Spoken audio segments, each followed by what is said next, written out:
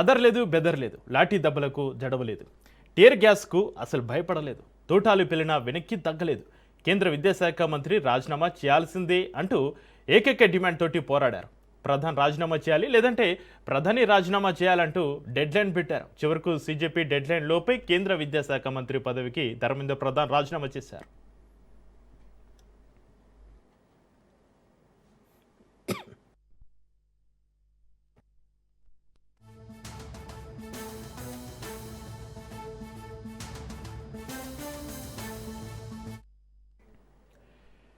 దేశ రాజకీయాలను లక్షలాది మంది విద్యార్థుల భవిష్యత్తును కుదిపేసిన నీటి రగడలో ఊహించని పరిణామం చోటు చేసుకుంది. ఒకవైపు విద్యార్థుల ఆందోళనలు, మరోవైపు సరికొత్త రాజకీయ శక్తిగా దూసుకొస్తున్న సీజేపీ పోరాటంతో కేంద్రం దిగొచ్చింది.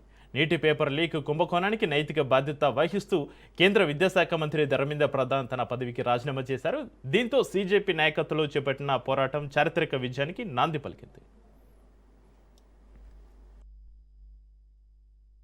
దేశవ్యాప్తంగా పేపర్ లీక్ నిరోధించడంలో విఫలమైన విద్యాశాఖ యంత్రాంగం ప్రభుత్వ పారదర్శకత దేశవ్యాప్తంగా ఆందోళన కలిగించింది. అందుకే తమ భవిష్యత్తు కోసం నిర్భయంగా పోరాడిన కోట్లాది మంది విద్యార్థులు, యువకులు పోరాటం చేశారు. పోరులో అసలైన విజేతలు విద్యార్థి యువకులే. వారి ఐక్యత పాలకులను కదిలించింది. తొలిసారిగా ప్రత్యక్ష ఆందోళనలోకి దిగి కేంద్రంతో చర్చలు జరిపి డిమాండ్లు సాధించుకోవడం ద్వారా సీజేపీ తన రాజకీయ సత్తాను నిరూపించుకుంది.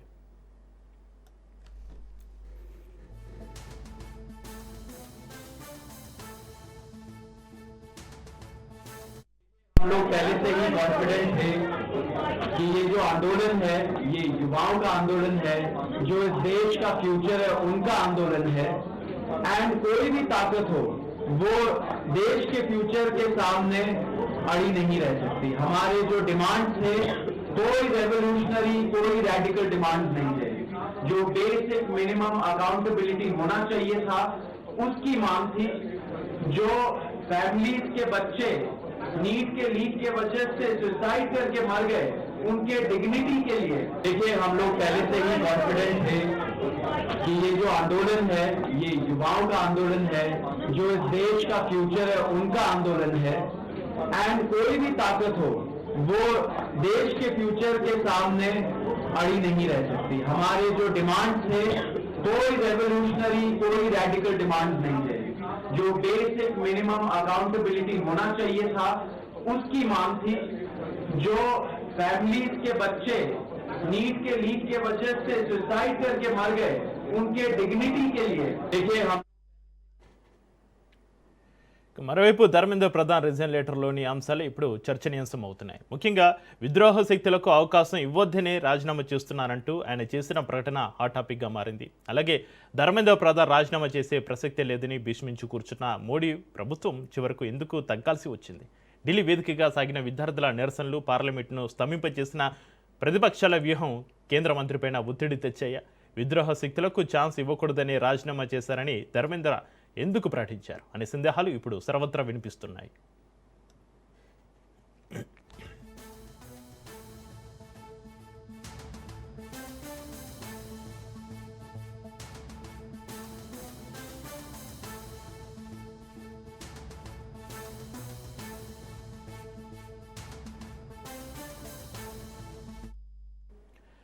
ఇక ఇప్పుడు ప్రస్తుతానికైతే జంతర్ మంతర్ వద్ద ఆందోళన నీట్గా ముగిసింది. అయితే కాక్రోచ్ జనతా పార్టీ భవిష్యత్తు కార్యాచరణ ఏంటి? విద్యార్థుల విజయాన్ని పార్టీలు అంగీకరిస్తాయా అనేది $1 మిలియన్ ప్రశ్న.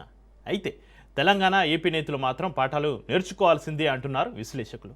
ప్రజా వ్యతిరేక విధానాలు వస్తే ఉద్యమాలు తప్పువని హెచ్చరిస్తున్నారు. అధికార పక్షమైన ప్రతిపక్షమైన జంజీకి కనెక్ట్ కావాల్సిందే, లేదంటే రాజకీయ చదరంగంలో వెనుకబడ్డం ఖాయం.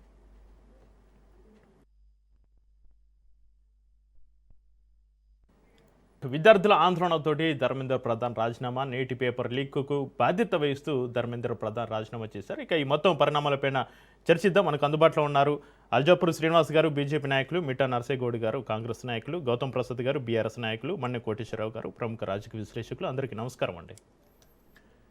కోటేశ్వరరావు గారు, ముందుగా మీరు చెప్పండి, మీతో మొదలు పెడదాం. కేంద్ర మంత్రి ధర్మేంద్ర ప్రధాన్ రాజీనామాను ఒక రాజకీయ వ్యూహంగా చూడాలా, లేక నిజమైన నైతిక బాధ్యతగా చూడాలంటారా? ఇది రాబోయే ఎన్నికలపైన లేదా కేంద్ర ప్రభుత్వ ఇమేజ్ పైన ఎలాంటి ప్రభావం చూపిస్తుంది అంటారు? కోటేశ్వరరావు గారు, మీ విశ్లేషణ ఏంటి?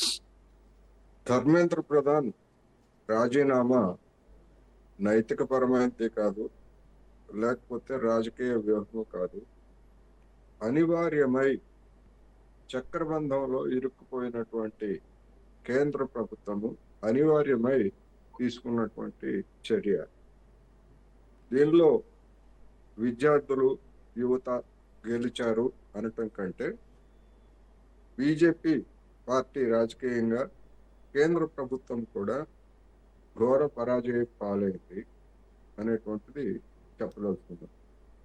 ఎందుకంటే గడిచినటువంటి 2-3 వారాలుగా, ముఖ్యంగా గత 4 రోజులుగా బీజేపీ పెద్దలు టీవీ డిస్కషన్స్ లోను, అదేవిధంగా కేంద్ర పెద్దలు చేస్తున్నటువంటి ప్రకటనలు ఇవన్నీ చూసినప్పుడు పరస్పర విరుద్ధమైనటువంటి అంశాలను వాళ్ళు తీసుకురావడంతోనే ఎంత గందరగోళంగా ఉన్నారో, వ్యూహాత్మకంగా బీజేపీ ఆందోళనను అంచనా వేయడంలో ఏ విధంగా విఫలమయ్యారో అనేటువంటిది మనకి స్పష్టంగా కనిపిస్తా ఉంది.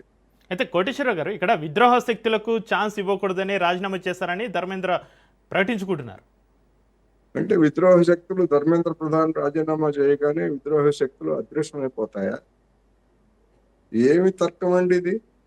దీనికి ఏమన్నా ఒక తర్కం, తలా తోక ఏమన్నా ఉంటుందా? విద్రోహ శక్తులు ప్రవేశించారని ధర్మేంద్ర ప్రధాన్ గారి కోసం కాక్రోచ్లు అనేటువంటి పదజాలాన్ని మన ప్రధానమంత్రి గౌరవనీయమైనటువంటి సుప్రీంకోర్టు ప్రధాన న్యాయమూర్తి వ్యాఖ్యానిస్తారని, ఇంత జరుగుతుందని, ఇటువంటివన్నీ కూడా ఊహించినప్పుడు మరి విద్రోహ శక్తులు ప్రవేశించేటప్పుడు మరి కేంద్ర ప్రభుత్వం ఏ గుడ్డిగురాళ్ళకి పలుదూముతా ఉంది? గతంలో రైతాంగం ఆందోళన చేసినప్పుడు కూడా ఇదే విధమైనటువంటి పదజాలం. విదేశాల నుంచి నిధులు ఇచ్చారు, ఖలిస్తానీ తీవ్రవాదులు ఉన్నారు, లేకపోతే వాళ్ళు ఉన్నారు, వీళ్ళు ఉన్నారు. 5 ఏళ్లు గడిచాయి కదా. ఎంతమంది ఖలిస్తానీ తీవ్రవాదులు రైతాంగ ఉద్యమంలో పాల్గొన్నారు? ఏ సంస్థ నుంచి ఆ రైతు నాయకులకి లేదా ఇతర ఆర్గనైజర్స్ కి ఎక్కడి నుంచి నిధులు వచ్చాయో కేంద్ర ప్రభుత్వం ఏమన్నా చెప్పిందా? ఒక్క ముక్క చెప్పలేదు. తప్పుడు ప్రచారం చేయడమే తప్ప, రెచ్చగొట్టడమే తప్ప, మళ్ళీ అదే సేమ్ స్క్రిప్ట్, తుకుడే గ్యాంగులు, లేకపోతే అర్బన్ నక్సల్స్, అదే విధమైనటువంటి ఇది. ఎంతకాలం చెప్తారంటే ఇట్లాంటి విషయాలన్నీ? ఇన్ని చెప్తున్నటువంటి వాళ్ళు ఇవాళ ఏదో అవాంఛనీయమైనటువంటి శక్తులకి అవకాశం ఇవ్వకుండా నేను రాజీనామా చేశాను అని చెప్తున్నటువంటి పెద్ద మనిషి ఇంత దాకా ఎందుకు తెచ్చినట్టు? విద్యార్థుల మీద అమానుషంగా, ప్రత్యేకించి విద్యార్థులను పనిగట్టుకొని అమ్మాయిలను కూడా చూడకుండా వాళ్ళని భయపెట్టే విధంగా అత్యంత అమానుషమైనటువంటి దాడి చేయించి ఇప్పుడు శత్రులు చెప్తున్నారు. ఎవరైనా నమ్ముతారా? విశ్వసిస్తారా?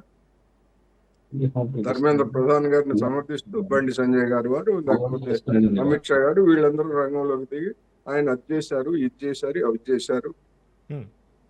ఇప్పుడు చెప్పాల్సింది అవన్నీ. ఇది అది చేస్తే ఇంతెందుకు? ఈ విధమైనటువంటి పరిస్థితి ఎవరు చేశారు? పోనీ ధర్మేంద్ర ప్రధాన్ గారు స్వయంగా లీక్ చేయలేదు, అది అందరూ అంగీకరిస్తారు. నైతిక బాధ్యత వహించాలని మాత్రమే చెప్పారు తప్ప ఆయనే లీకులు చేశారని ఎవరూ అనలేదు. మరి అదే కనుక ప్రాతిపదిక అయ్యేట్లయితే మరి ధర్మేంద్ర ప్రధాన్ రాజీనామా చేయకముందు వినీత్ జోషి అనేటువంటి విద్యాశాఖ కార్యదర్శిని ఎందుకు బదిలీ చేశారు? పోనీ ఆయన ఏమన్నా లీక్ చేశారా? ఆయన ఏం లీక్ చేయలేదు కదా. ఆయన లీక్ చేసినట్టు ఎవరు చెప్పలేదు కదా.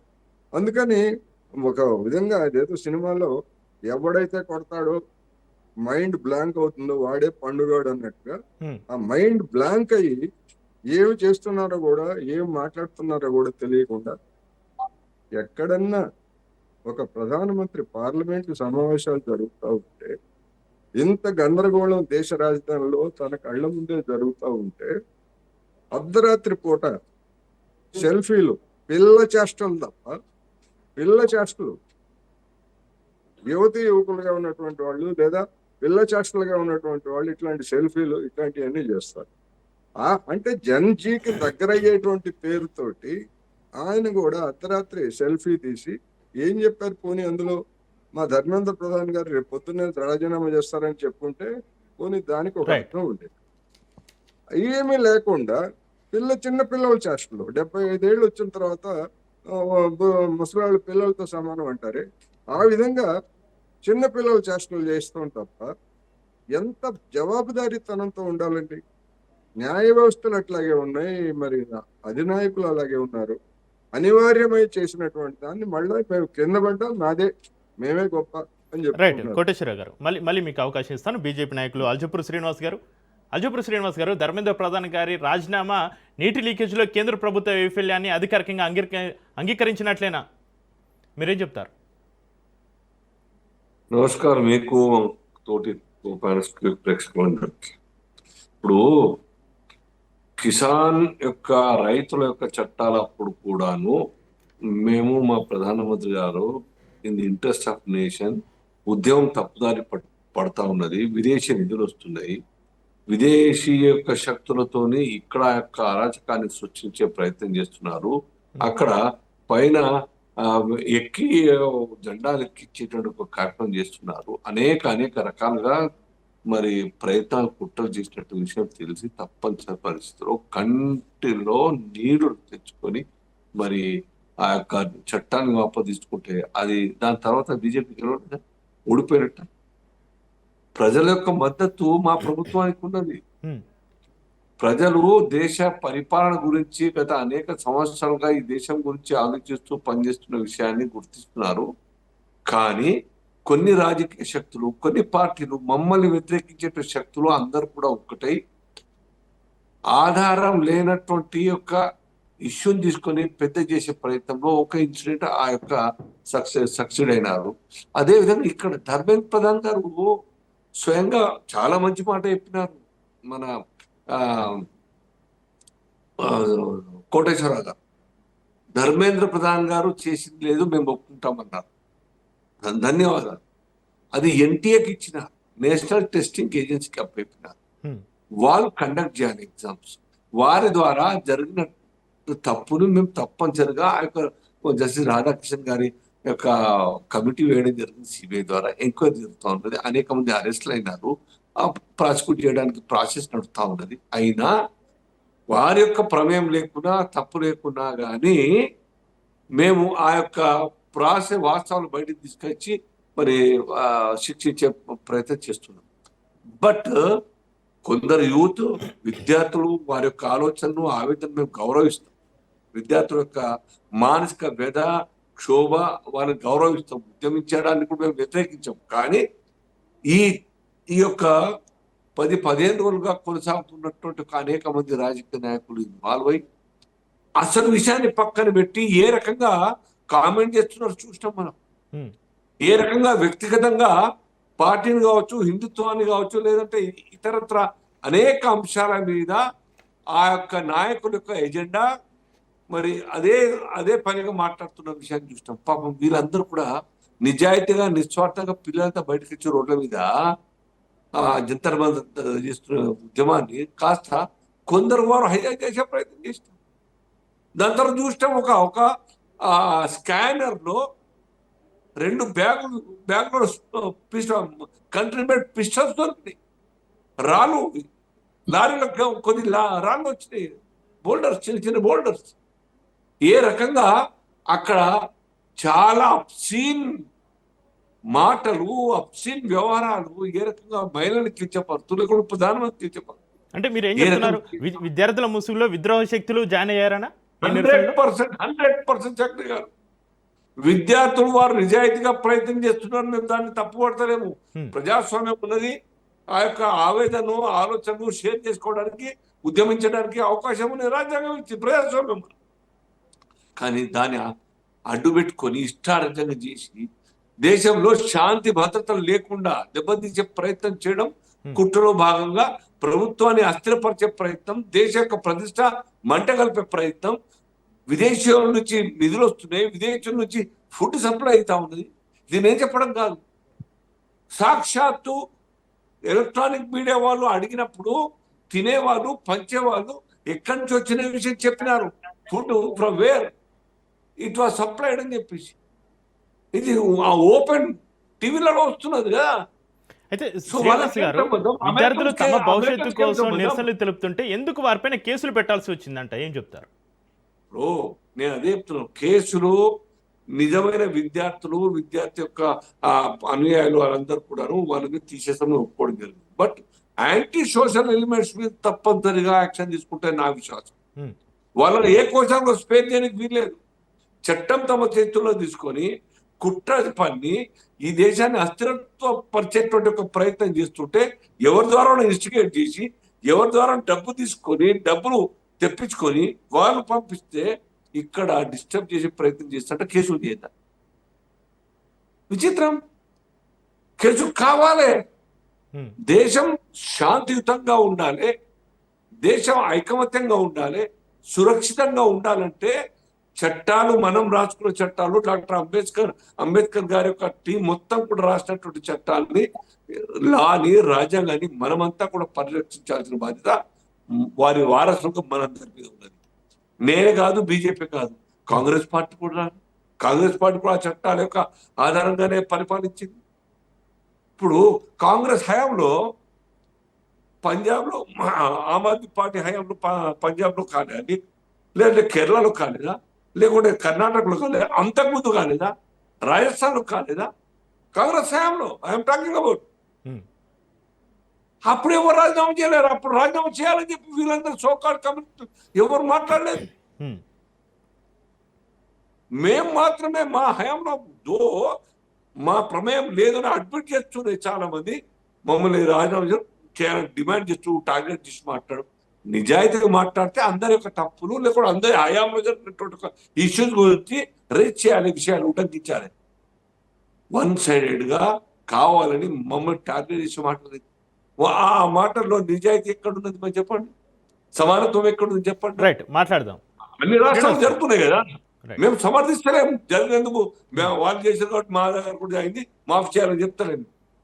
కానీ ఎవరైతే కామెంట్ చేస్తున్నారో మా మీద బురద జల్లే ప్రయత్నం చేస్తున్నారో వాళ్ళు కూడా ఆలోచించాలి. ఇంకా ఎవరి హయాంలో జరిగినాయి, ఏ రాష్ట్రంలో జరిగినాయి, దేశంలో ఎక్కడ జరిగినాయి, ఆ యొక్క విషయాల మీద నిజాయితీగా సమన్యాయంతో మాట్లాడాలి. మేము యాక్షన్ తీసుకున్నాం, విత్డ్రా చేసుకున్నాం, Right. లేదు రాజీనామా కూడా చేస్తాం. Not because of we did mistake, but in the interest of nation. Right Srinivas గారు, రైట్ శ్రీనివాస్ గారు. అయితే మిట్ట నరసింహగౌడ్ గారు, నేటి పేపర్ లీక్ బాధ్యత వహిస్తూ కేంద్ర మంత్రి ధర్మేంద్ర ప్రధాన్ రాజీనామా చేసినటువంటి పరిస్థితి. అయితే సీజేపీకి కావచ్చు, ఇటు విద్యార్థులకి మీరు వారి నిరసనకి మద్దతు తెలిపారు, చాలా బలంగా నిరసనలు తెలియజేయడం జరిగింది. అయితే కేంద్రంలో వ్యవస్థల వైఫల్యాన్ని విమర్శిస్తున్న మీరు కాంగ్రెస్ పాలిత రాష్ట్రాల్లో జరుగుతున్నటువంటి రాష్ట్ర స్థాయి ఉద్యోగ ప్రవేశ పరీక్షల లీకేజ్లపైన విద్యార్థులకు ఎలాంటి నమ్మకం కలిగిస్తున్నారంటే ఏం చెప్తారు నరసింహగౌడ్ గారు? వాయిస్ క్లియర్ ఉందా? వినిపిస్తుంది, ప్లీజ్ కంటిన్యూ. ముందుగా మీకు ప్యానెల్లో ఉన్న పెద్దలకు, వ్యూవర్స్కు నమస్కారం. మోడీ దర్గయా మగర్ బచ్గయా. ఎందుకంటున్న ఈ మాట అంటే, మొట్టమొదటిసారి మీరు మీదికి కనిపించే ఈ వ్యవస్థలు కాకుండా వాళ్ళు ఎందుకు భయపడ్డరు అని అంటే, పార్టీ 1980లో పుట్టిన తర్వాత 40 సంవత్సరాల లోపు యువతీ యువకులు మాత్రమే మెజారిటీ ఓట్లు ఇస్తారు వాళ్ళకు. అయితే ఈ పేపర్ లీక్లో ఈ జంజీలు అంతకంటే పెద్దవాళ్ళందరూ కలిసి ఉద్యమం చేసే వరకు వాళ్ళ పీఠము లోపల కదిలిపోయింది. అసలు విషయం ఇది, మీదికి కనిపించేది కాదు. ఈ 40-45 సంవత్సరాల లోపు వాళ్ళే మెజారిటీ ఓట్లు భారతీయ జనతా పార్టీకి వేస్తారు. వాళ్ళే ఇలా తిరగబడరు.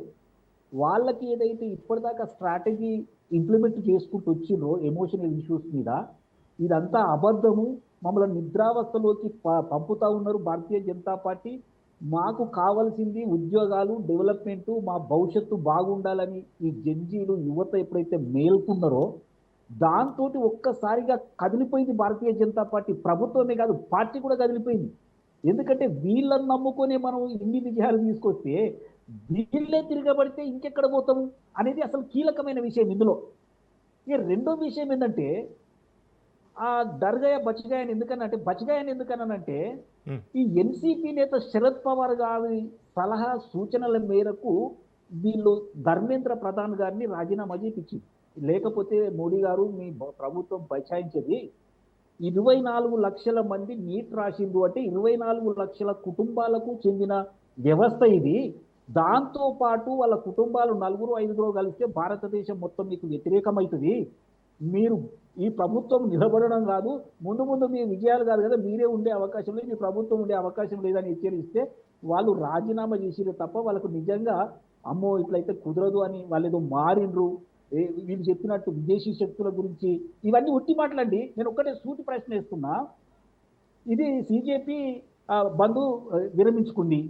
నేను అంటున్నా ఇప్పటిదాకా భారతీయ జనతా పార్టీ నాయకులు మాట్లాడారు కదా, విదేశీ శక్తులు వచ్చిర్రు, పిస్తోల్స్ వచ్చినాయి, ఇవన్నీ వచ్చినాయి. ఎంతమంది పాకిస్తానీలను మీరు అరెస్ట్ చేసిరు, ఎంతమంది బంగ్లాదేశీలను అరెస్ట్ చేసిరు, ఎంతమంది విదేశీయులను అరెస్ట్ చేసిరు, ఎన్ని పిస్తోళ్ళు మీరు స్వాధీనం చేసుకున్నారు, ఎంతమంది టెర్రరిస్టులను మీరు పట్టుకున్నారు? అరే మన దేశ పౌరులను అడ్డగోలుగా కొట్టిరు కదండి. దానికి కూడా మొలలు, ఆ కట్టెలకు మొలలు పెట్టి అడ్డగోలుగా కొట్టిరు. అక్కడ కూడా బేటీ పడావో బేటీ బచావో అని మీరికి చెప్పే ప్రధానమంత్రి గారు, హోంమంత్రి గారు ఆ బేటీలను అడ్డగోలు కొట్టిరు కదండి. వాళ్ళు ప్రైవేటు పార్ట్ల మీద దెబ్బలు కొట్టిరు, కుచ్చిరు, బట్టలు చెప్పారు కదండి. అన్ని టీవీలలో కనిపిస్తుంది కదా. మరి మీ మీ మీ ఆలోచన విధానం ఎక్కడ పోయింది? మీరు ఏమైనా మారినరా? మీ ఫాసిస్ట్ విధానాలు ఏమైనా మారినరా? టెర్రరిస్టులు, విదేశీ శక్తులు అని చెప్పే మీరు కాశ్మీర్లో ఫాతిమాతోటి, ఆ పార్టీతోటి, అది పాకిస్తాన్ డైరెక్ట్ సపోర్ట్ చేస్తుంది, టెర్రరిస్టులను సపోర్ట్ చేసి ఆ పార్టీతోటి మీరు పొత్తు పెట్టుకొని మీరు గవర్నమెంట్ నడిపిన మీరు టెర్రరిస్టుల గురించి మాట్లాడుతుంటానండి. నేను ఏం చెప్పదలుచుకున్నా అంటే భారతీయ జనతా పార్టీ గత 40 సంవత్సరాలుగా ఏదైతే నరేటివ్ నిర్మాణం చేసిందో దానికి దెబ్బ తగిలింది. దానికి భయపడ్డారు. దానికి భయపడి ఇక మన ఫ్యూచర్ లేదు, వీళ్ళ ఫ్యూచర్ ను కనుక మనం చూడకపోతే మనకు పార్టీకి ఫ్యూచర్ లేదన్న ఒక నర్సేగౌడ్ గారు, మీరు టెర్రరిస్టుల అంశం తీసుకొస్తున్నారు కాబట్టి అడుగుతున్నా. కాంగ్రెస్ ప్రభుత్వం ఉన్నప్పుడు టెర్రరిస్టుల దాడులు విపరీతంగా జరుగుతుండేవి, కానీ బీజేపీ ప్రభుత్వం వచ్చిన తర్వాత టెర్రరిస్టుల దాడులు చాలా వరకు వాటి సంఖ్య తగ్గిపోయింది అని బీజేపీ నేతలు చెప్తున్నారు. టెర్రరిస్టుల దాడులు నిర్మూలించడం జరిగింది బీజేపీ వచ్చిన తర్వాత అని. చక్రి గారు, నేనేమంటున్నా, మెజారిటీ మేజర్ జరిగినాయి మొన్న ఈ మధ్యనే జరిగినాయి కదండి. ఆ 2-3 వాటిని కూడా ఎలక్షన్లకు ఉపయోగించుకోరు కదా వీళ్ళు. వాళ్ళు 100 ప్లాన్ చేస్తే 1-2 తప్ప. సార్ నేనేమో ఎన్ని అబద్ధాలు అండి వాళ్ళు చెప్పేకి, ఎన్ని అబద్ధాలు. ఎందుకంటే లేని ప్రాబ్లమ్ను క్రియేట్ చేసి వాళ్ళు ఏం చేస్తారంటే లేని ప్రాబ్లమ్ను క్రియేట్ చేసి దాన్ని డిఫ్యూజ్ చేసి అగో మేము ఇది చేసినాం, ఇగో ఇంతమందిని పట్టుకున్నాం, ఇంతమందిని ఇది చేసినాం, ఇవన్నీ ఒట్టి మాటలు అండి, ఇవన్నీ గాలి మాటలు. ఇవన్నీ నేను అంటున్నా 14-12 సంవత్సరాలు అవుతుంది మోడీ గారు వచ్చి. ఈ పాకిస్తాన్ ఏం చేసినావు, కాశ్మీర్ ఏం చేసినావు అంటే నేను 370 ఆర్టికల్ తీసినట్టు. నేను ఇంకొక విషయం చెప్పాల్సుకున్నానంటే మెయిన్గా వీళ్ళ జిస్ట్ ఏంటంటే, ఈ రోజు ఎవరైతే యువత ఉన్నారో, ఈ కొత్తగా వచ్చినటువంటి యువత అంటే 26 సంవత్సరాల లోపు యువత ఎవరైతే ఉన్నారో 100% తిరగబడ్డరు. అది భారతదేశంలోనే కాదు, మనకు విదేశాలలో స్థిరపడినటువంటి భారతీయులు కూడా తిరగబడ్డరు. అంటే ఎక్కడ పోయినా కూడా వీళ్ళకు ముఖం చెల్లే అవకాశం లేదు.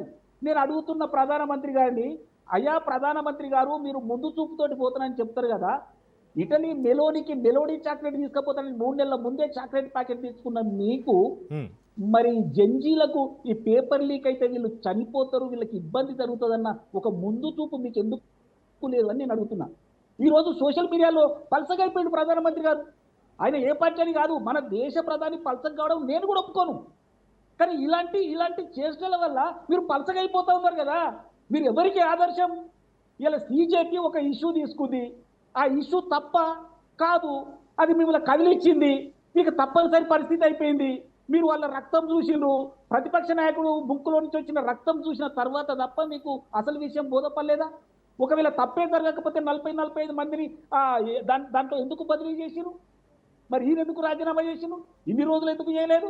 నేను అనేది ఏంటంటే వాళ్ళ అంటే నేను మామూలు భాషలో చెప్పాలంటే వాళ్ళ సడుగులు ఇరిగిపోయినాయి. ఎందుకంటే జంజీలు వాళ్ళకి ఎవరైతే ఓటర్లు ఉన్నారో, ఎవరి మీదనైతే ఆధారపడతారో, ఎవరినైతే రెచ్చగొట్టగలుగుతారో, ఎవరి మనసు అయితే మార్చగలుగుతారో వాళ్ళే వ్యతిరేకంగా వచ్చి ఇవ్వాల. అది కూడా నర్సేగౌడ్ గారు, మీరే చెప్తున్నారు జంజీలు ఎంత పవర్ఫుల్. అయితే కాంగ్రెస్ పాలిత రాష్ట్రాల్లో జరుగుతున్న రాష్ట్ర స్థాయి ఉద్యోగ ప్రవేశ పరీక్షల లీకేజీలపైన విద్యార్థులకు ఈ జెన్సీకి ఎలాంటి నమ్మకం కలిగిస్తున్నారంటే ఏం చెప్తారు నర్సేగౌడ్ గారు? సార్ నేను ఏమంటున్నానంటే, నేను మాట్లాడేది పార్టీ కాదు, అంటే జెన్జీలను ఎదుర్కొనే దమ్ము ఎవరికి కూడా ఉండదు. అది కాంగ్రెస్ అయినా, బీజేపీ అయినా, ఇంకోటైనా. కాబట్టి నేను ఏమంటే దీనివల్ల మనం నేర్చుకునేది ఏంటంటే, మీరు భారతీయ జనతా పార్టీ 45 సంవత్సరాలుగా ఏదైతే నరేటివ్ బిల్డ్ చేసుకుంటూ వచ్చిందో దానికి దెబ్బ తగిలింది అని నేను చెప్పదలుచుకున్నా. రెండో కీలకమైన విషయం ఏంటంటే, రాముని పేరు చెప్పి ఇన్ని విజయాలు సాధించుకుంటూ వస్తే ఆ రాముని చెప్పులు అన్ని ఎత్తుకపోతే ఆయన కోపం వచ్చి వీళ్ళని శిక్షిస్తుండని నేను అంటున్నా. ఆ రాముని ప్రతిరూపాలే జంజీలంతా. వీళ్ళకు అటు రాముడు దెబ్బ కొడతా ఉన్నాడు, ఇటు జంజీలు దెబ్బ కొడతా ఉన్నాడు. మరి ఎవరిని చూసుకొని రాజకీయం చేస్తారు ఇప్పుడు వీళ్ళు? తప్పనిసరి పరిస్థితులలో తలముంచవలసిన పరిస్థితి వచ్చింది. మరో విషయం ఏంటంటే, ఈ దేశ ప్రధానమంత్రి గారు అంతకుముందు గుజరాత్ ముఖ్యమంత్రిగా చేసి అపార అనుభవం ఉన్నటువంటి ఈ ప్రధానమంత్రి గారు సెషన్ ఉండగా సెషన్లో ప్రకటించకుండా మీరు నేను చేసినట్టు ఓ వీడియో పెడతాడండి. అరే ఏమనుకోవాలి? అరే మీరు ప్రధానమంత్రి అంటే ఒక మీ పార్టీకి కాదు అని చెప్తున్నాను నేను. ఈ దేశంలో ఉన్న 145 కోట్ల మంది భారతీయులందరికీ మీరు ప్రధానమంత్రి. మీరు చేసే ప్రతి మూవ్ కూడా అందరికీ సంబంధించింది, మీ వ్యక్తిగతం ఏం కాదు కదా. ఇలా మోడీ పోతే ఇంకొకరు వస్తారు, ఇంకొకరు పోతే ఇంకొకరు వస్తారు. ఈ దేశ ప్రతిష్ట ముఖ్యం. నేను అంటున్నా, ఇలాంటి చిన్న చిన్న విషయాలలో తప్పులు చేస్తా ఉన్నాడు. కాబట్టి నేను ఏమంటున్నా, భారతీయ జనతా పార్టీ ఏదైతే కోర్ ఇష్యూస్ ఉన్నాయో, అటు రాముడు కానీ ఇటు యువత మీద చేసే ఈ రెండు కూడా వాళ్ళకు ఎదురు తిరిగే వరకు తప్పనిసరి పరిస్థితులలో వీళ్ళు ఈ పని అంటే ధర్మేంద్ర ప్రధాన్ గారితో రాజీనామా చేపించినే తప్ప వీళ్ళు మారలే ఇప్పటికి కూడా. రెండోది ఏమంటున్నా, ఒక్కరన్నా నేను ఏమంటారు సార్, 2 మంత్రులు వచ్చి సిజేపీ నాయకులతో ఎవరో ఒకరు పార్టీ ద్వారా పోయి దెబ్బలు తిన్నోళ్ళను పరామర్శించాలి కదా. వాళ్ళు వెంటిలేటర్ ఉంటే కనీసం వాళ్ళకు పరామర్శ లేదు, పైసలు లేవు, వాళ్ళకు ట్రీట్మెంట్ లేదు. ఏం మనుషులండి మీరు? ఆడపిల్లలను ఇట్లా కట్టెతో పొడుస్తారా మీరు? ఇదేనండి మీరు నేర్చుకున్నది? భారతీయ జనతా పార్టీ అంటే ఆ అమ్మాయిలను గౌరవిస్తుందని అనుకున్న విద్రోహులు, కానీ మీరు చేసిన వాళ్ళకం ఇదా? బట్ నేను ఒకటే, ఈ రోజు భారతీయ జనతా పార్టీ తన వ్యూహాలను మొత్తం కొత్తగా మార్చుకోవాల్సిన పరిస్థితికి వచ్చింది. ఇవాళ యువత కూడా వాళ్ళ విషయాలన్నీ తెలుసుకున్నారు కాబట్టి భారతీయ జనతా పార్టీ ముందు మొత్తం మోడీ కూడా రాజీనామా చేయవలసిన పరిస్థితికి వస్తుందని మాత్రం. నర్సేగౌడ్ గారు, గౌతమ్ ప్రసాద్ గారు మీరు చెప్పండి. బీఆర్ఎస్ కూడా నిరసనలు సభలు నిర్వహించినటువంటి పరిస్థితి నిన్న కేటీఆర్ గారు. ఇప్పుడు కేంద్ర మంత్రి రాజీనామా చేశారు. అయితే జాతీయ స్థాయిలో మిగతా విపక్షాలతోటి కలిసి భవిష్యత్తులో పరీక్ష వ్యవస్థ పూర్తి ప్రక్షాళన కోసం పోరాడుతుందంటారా? చక్రి గారు, మీకు మన మిత్రులందరికీ కూడా మా గుడ్ ఈవినింగ్ అండి. చక్రి గారు, చాలా చాలా చాలా ఒక అంటే విచారకరమైన సందర్భం సార్ ఈరోజు. అంటే ధర్మేంద్ర ప్రధాన్ గారు ఒకవైపు రాజీనామా చేస్తే, ఆ రాజీనామా విద్రోహ శక్తులు దీంట్లో చొరబడతాయి అని చెప్పేసి అనుకొని మేము రాజీనామా చేస్తున్నామని చెప్పేసి ఏదైతే ప్రకటన చేసినారో, ఇది చాలా విచారించదగ్గది. దేశమంతా, దేశ ప్రజలంతా ఇంత జరుగుతుంటే, ఇంత ఘోరాలు, నేరాలు, ఇంత పాపము పుణ్యము అనేది ఏ విచక్షణ లేకుండా ఈరోజు బీజేపీ నాయకులు మాట్లాడుతుంటే చాలా చాలా బాధేస్తుంది. మనసంత బాధ ఉంది. అంటే నేను ఇంతకుముందు సర్లే ఒక ఘటన జరిగిన తర్వాత దేశానికి మంచి జరుగుతుందిలే అని అనుకున్నాను నేను. కానీ ఇప్పుడు కూడా వాళ్ళ భాష మారలేదు, వాళ్ళ యాస మారలేదు, ఇతరుల మీద బట్ట కాల్చి వేసే సందర్భము మారలేదు. ఇంత దారుణమా, ఇంత ఘోరమా, ఈ రకంగానా? అంటే నేను తెలివి లేని వాళ్ళు మాట్లాడచ్చు, తెలివి ఉన్న వాళ్ళు మాట్లాడుతున్నారు, తెలిసిన వాళ్ళు మాట్లాడుతున్నారు, విజ్ఞానులు మాట్లాడుతున్నారు, విజ్ఞానవంతులు మాట్లాడుతున్నారు, విద్యావేత్తలు మాట్లాడుతున్నారు. ఇది దారుణం. నిన్నటిదాకా ఈ రోజు దాకా కూడా ఇప్పటికీ కూడా వాళ్ళ ప్రచారం అంతా కూడా విదేశస్తులని కదా. విదేశస్తులు దీంట్లో చొరబడ్డారని, అదేవిధంగా పాకిస్తానీలు ఉన్నారని, బంగ్లాదేశీలు ఉన్నారని, లేకపోతే చైనా వాళ్ళు ఉన్నారని ఇప్పటికీ వాళ్ళ ప్రచారం కదా. మరి వాళ్ళు ఎందుకు విదేశస్తులతో చర్చలు ఎందుకు జరిపారు? విదేశస్తులు కదా. ఏం చేయాలి? విదేశస్తుల మీద సైనిక చర్య చేయాలి. సైనిక చర్య చేసి మన దేశం నుంచి పారదోరాలి. అట్లా కాకుండా వాళ్ళు ఈరోజు చర్చలు చేసిండ్రు అని అంటే వాళ్ళు విదేశస్తులు కాదని అర్థం కదా. అర్థమైనా కానీ ఈరోజు మళ్ళీ మీరు ఈ నాటకం ఆడతారా? ఈ రకంగా మాట్లాడతారా? ఇంత దారుణంగా మాట్లాడతారా? ఇంత నిస్సిగ్గుగా భారతదేశ ప్రజల ముందు మీరు మోకరిల్లి క్షమాపణ చెప్పాలి. భారతదేశ ప్రజానీకానికి మోకరిల్లి మీరు చెప్పాలి క్షమాపణ. అట్లా కాకుండా మళ్ళీ మొదటికి వచ్చి ఆనాడు రైతు ఉద్యమంలో ఉన్నారట, రైతు ఉద్యమంలో ఉన్నారని మీరు అంటున్నారు కదా. మరి ఆ రైతు ఉద్యమంలో తీసుకున్న గుణపాఠాలు ఇదే ఉద్యమంలో ఎందుకు తీసుకోలేదు మీరు? ఆ రోజు మీరు అంటున్నారు కదా ఆనాడు ఉన్నారని, మీరే 100% ఉన్నారని మాట్లాడుతున్నారు కదా బీజేపీ నాయకులు. ఆ రోజు మీరు ఎందుకు గుణపాఠం తీసుకోలేదు? ఎంతమందిని మీరు సరెండర్ చేసిండ్రు? ఎంతమంది మీరు విదేశస్తుల్ని అరెస్ట్ చేసిండ్రు? ఎంతమందిని లోపలేసిండ్రు? ఎంతమందిని లోపలేసి ఈరోజు బెయిల్ రాకుండా లేదా వాళ్లకు అంతర్జాతీయంగా పడే శిక్షలు ఏం వేసిండ్రు? ఈ మాటలు బంద్ చేయండి. బీజేపీ వాళ్ళు ఫస్ట్ ఇటువంటి మాటలు బంద్ చేయాలి దయచేసి. ఇది మీరు దేశానికి మంచి చేయట్లేదు. మీరు ఈ మాటలతోనే దేశానికి ద్రోహం చేస్తున్నారు. మీరు నిన్నటి దాకా ఇయ్యాల దాకా మాట్లాడుతున్నది వేరే వాళ్ళంత ద్రోహులు, మీరే మంచోళ్ళు అని చెప్పేసి మాట్లాడిన మాటలు ఏవైతే ఉన్నాయో ఇది కాదు ఇప్పుడు మాట్లాడాల్సింది. జంజీలు చాలా అప్రమత్తంగా ఉన్నారు, చాలా విషయాలు కనుక్కున్నారు. ఇందాక నరసయ్య గారు చెప్పినట్టు 40 సంవత్సరాలు కాదు 19, 20 సంవత్సరాలు వచ్చిన వాళ్ళందరినీ పొల్యూట్ చేసేసి వాళ్ళ మైండ్లన్నింటినీ తినేసి వాళ్ళ మైండ్లలో మతము, రాజకీయం వైపు నడిపి ఓట్లు వేపించుకున్న వాళ్ళకి ఈ రోజు వాళ్ళకి సమాధానం లేదు. జంజీలందరూ కూడా 19 నుంచి ఆ పైబడిన సంవత్సరాలు వాళ్ళంతా ఈ రోజు జంజీలుగా ఈ రోజు నీట్ ఎగ్జామ్ రాసిన వాళ్ళగా వన్ నేషన్ వన్ ఎగ్జామ్ అన్నారు కదా. ఆనాడు వన్ నేషన్ వన్ ఎగ్జామ్ వలన సమస్యలు వస్తాయి. ఏ రాష్ట్రంలో అయితే ఆ రాష్ట్రం వరకే పరిమితమైతే ఏదైనా సమస్య వస్తే, కానీ ఈ రోజు ఒక్క దగ్గర జరిగిన నష్టానికి, ఈ ఒక్క దగ్గర చేసిన పాపానికి మొత్తం దేశమంతా అనుభవించింది కదా. దేశంలో ఉన్న యువత అంతా బాధపడ్డది కదా. దేశంలో ఉన్న యువత అంతా దెబ్బలు తిన్నది కదా.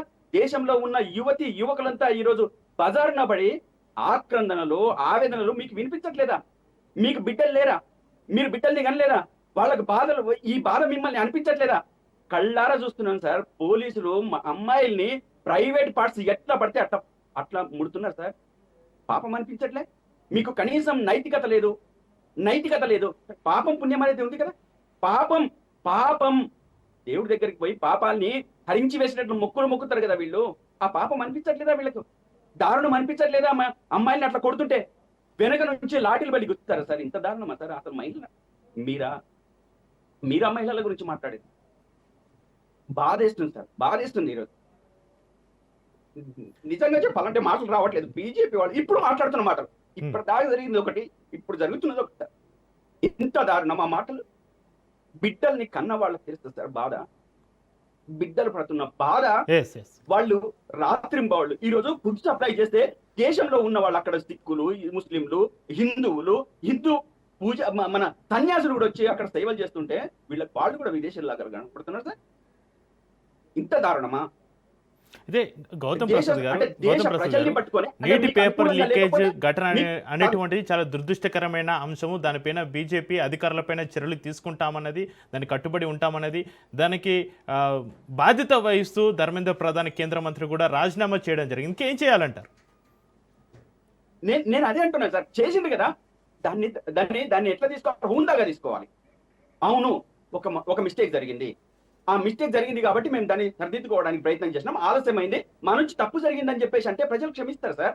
కానీ గర్వాన్ని ప్రదర్శిస్తే, తప్పుడు దారిన మళ్ళా బట్టగాచి మీదేస్తే అది తప్పు అంటున్నా. అది రాంగ్ అంటున్నా. ఈ దేశ ప్రజలకు ఇవ్వాల్సిన మెసేజ్, సందేశం ఇది కాదు అంటున్నా. ఈ దేశంలో ప్రతి చోట ఏదో ఒక రాష్ట్రంలో తప్పులు జరిగితే సర్దిద్దుకోపోతే మరి చివరి ఫలితాల్లో వాళ్ళు ఓడిపోయినరు, వాళ్ళకి దెబ్బలు తగిలినాయి. మీకు అదే జరుగుతుంది ఈరోజు. అంటే ఏ రాష్ట్రంలో జరిగినా, ఏ ప్రభుత్వంలో జరిగినా అది తప్పే. అది యువత యొక్క భవిష్యత్తుని క్వశ్చన్ మార్క్ లో పెట్టినట్టు, ఆందోళన నెట్టినట్టు. వీళ్ళ దుర్మార్గం కారణంగా, గౌతమ్ ప్రసాద్ గారు థ్యాంక్ యూ అండి. Thank you Koteswararao garu, thank you Aljapur Srinivas garu, thank you మీటర్ నర్సయ్య గౌడ్ గారు. ఇది వాటి ప్రైమ్ టైమ్ డిబేట్. చూస్తూనే ఉండండి రాజ్ న్యూస్.